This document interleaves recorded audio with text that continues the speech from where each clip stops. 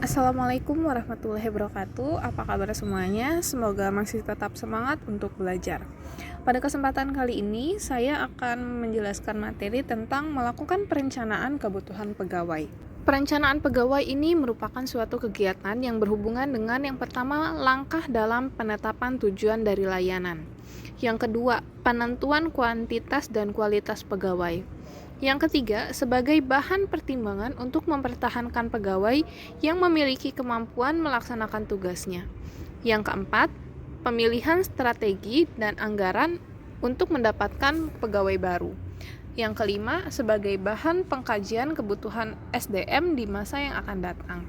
Tujuan dari perencanaan pegawai ada tiga tahapan kategori yang berkaitan dengan tujuan perencanaan pegawai pada umumnya, yaitu yang pertama ada tujuan jangka pendek. Tujuan jangka pendek ini adalah penetapan prediksi posisi atau jabatan dan pekerjaan yang kosong pada tahun yang akan datang. Yang kedua, tujuan jangka sedang, maksimal 5 tahun mendatang.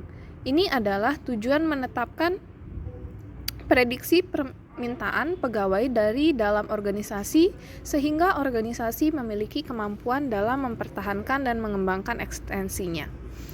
Yang ketiga, tujuan jangka panjang. Tujuan jangka panjang ini adalah untuk mendapatkan pegawai yang memiliki kompetensi dan profesional dalam melakukan tugas.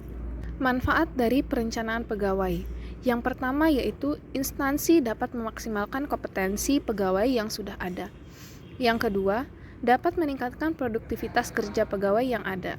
Yang ketiga, kebutuhan instansi berkaitan dengan kuantitas dan kualitas pegawai dapat terpenuhi. Yang keempat, dapat menyebarkan informasi mengenai ketenagakerjaan lebih dini. Yang kelima, sebagai dasar pertimbangan dalam menyusun program oleh instansi yang berkaitan. Selanjutnya ada menganalisis formasi kebutuhan pegawai.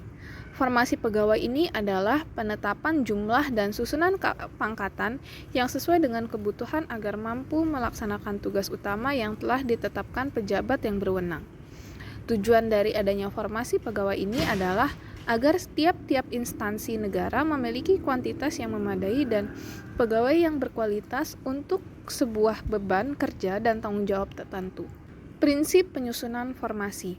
Dalam penetapan formasi setiap tahunnya, anggaran formasi PNS secara nasional ditetapkan oleh Menteri Pemberdayaan Aparatur Negara dan Reformasi Birokrasi, Menpan-RB. Dalam penetapan formasi setiap tahun anggaran, maka harus memperhatikan beberapa hal berikut. Yang pertama, setiap jenjang jabatan jumlah pegawainya sesuai dengan beban kerjanya. Yang kedua, setiap perpindahan dalam posisi jabatan,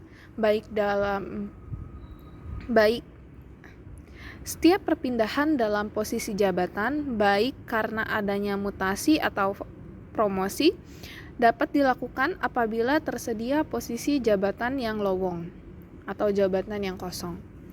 Setelah beban kerja organisasi tidak berubah, maka komposisi jumlah pegawai tidak mengubah jumlah pegawai yang ada. Yang keempat, memperhatikan jumlah pegawai yang naik pangkat.